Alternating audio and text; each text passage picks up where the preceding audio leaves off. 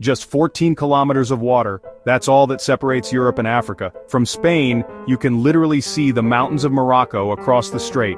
Yet despite being closer than some cities within the same country, no bridge has ever connected these two continents. Why? Is it geography, politics, or something deeper, something the world doesn't talk about?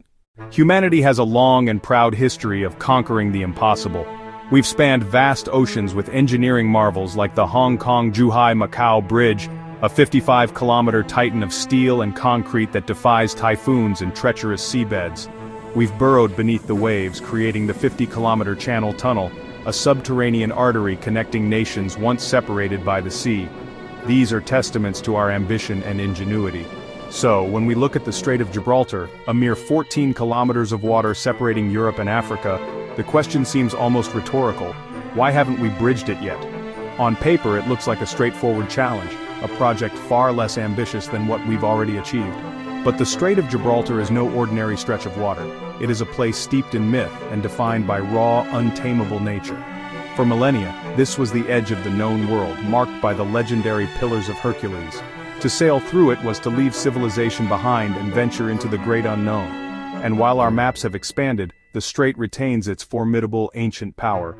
It guards its secrets fiercely, and beneath a deceptively calm surface, lies a geological and hydrological reality so extreme, it has thwarted the dreams of engineers for over a century.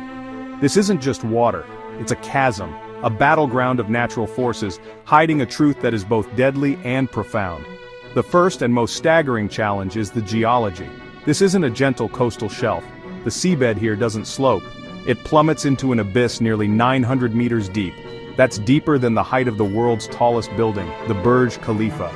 This immense underwater canyon known as the Cameronal Sill was carved out by the collision of the African and Eurasian tectonic plates.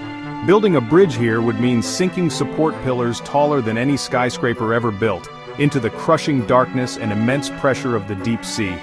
And because this is an active tectonic boundary, the entire area is seismically alive, prone to powerful earthquakes that could shatter any man-made structure.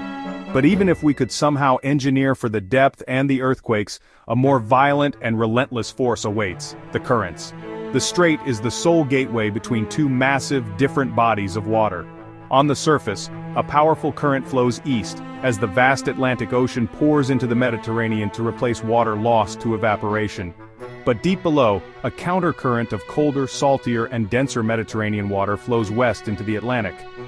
This creates a titanic two-way underwater river system, with currents that can reach speeds of over 5 knots. These are not gentle tides, they are ferocious, scouring forces that would exert unimaginable, constant pressure on any structure. Engineers say it would be like building on shifting sand during a storm that never ends. As if that wasn't enough, the strait sits on the meeting point of tectonic plates. Earthquakes are no stranger here. A single shift in the earth could snap a megastructure like a twig. To survive, a bridge would need to defy both nature's fury and gravity itself. Still, with modern engineering capable of tunneling under oceans and raising bridges to the clouds, the physical obstacles seem surmountable. Technology could make the impossible possible. So, what's the real barrier? The answer isn't found in blueprints or geological surveys. It's buried deep in the complex world of international politics, power dynamics, and the delicate relationship between the two nations at the heart of this project, Spain and Morocco. A permanent link would do more than connect two landmasses. It would create an open gateway between Africa and Europe. For Morocco, this represents a monumental opportunity, a chance to become a primary hub for trade and transport, supercharging its economy. But for Spain, and by extension the European Union, this gateway is viewed with profound caution. It raises immediate sensitive questions about border control and the integrity of the Schengen area. A land border with Africa would fundamentally change the continent's security calculus. For some, the project is a symbol of unity, a bridge to heal historical divides and foster cooperation. For others, it stokes deep-seated fears of uncontrolled migration, international smuggling, and even terrorism, turning a symbol of connection into a potential security nightmare. For decades, joint committees have studied the project, yet it remains in limbo. The political will evaporates when the conversation shifts from economics to security. The cost isn't just measured in billions of dollars, but in political capital and national anxieties, leaving the world with billions of questions, and no clear answers. For over a century, a tantalizing question has echoed in the halls of power in both Madrid and Rabat: how to permanently link two continents separated by just 14 kilometers of treacherous water. While grand visions of a colossal bridge spanning the Strait of Gibraltar have been proposed and dismissed, a more clandestine idea has persisted. For decades, Spain and Morocco have dreamed of another, more audacious way. Not a bridge exposed to the elements and disrupting one of the world's busiest shipping lanes, but a secret tunnel, burrowed deep beneath the waves. The official plans describe a 38-kilometer undersea rail passage, but this description belies the sheer audacity of the engineering required. The famed Channel Tunnel sits in a shallow sea at an average depth of just 45 meters. The Strait of Gibraltar, by contrast, plunges to depths of over 900 meters. This isn't just a tunnel, it's a descent into the abyss, and the challenges only multiply from there. The proposed route lies directly on the volatile boundary between the Eurasian and African tectonic plates, an active seismic zone where the Earth itself is in constant grinding motion. The seabed isn't stable chalk, but a treacherous mix of hard rock and unstable clay-like deposits known as flysch, a geological nightmare for any tunnel boring machine.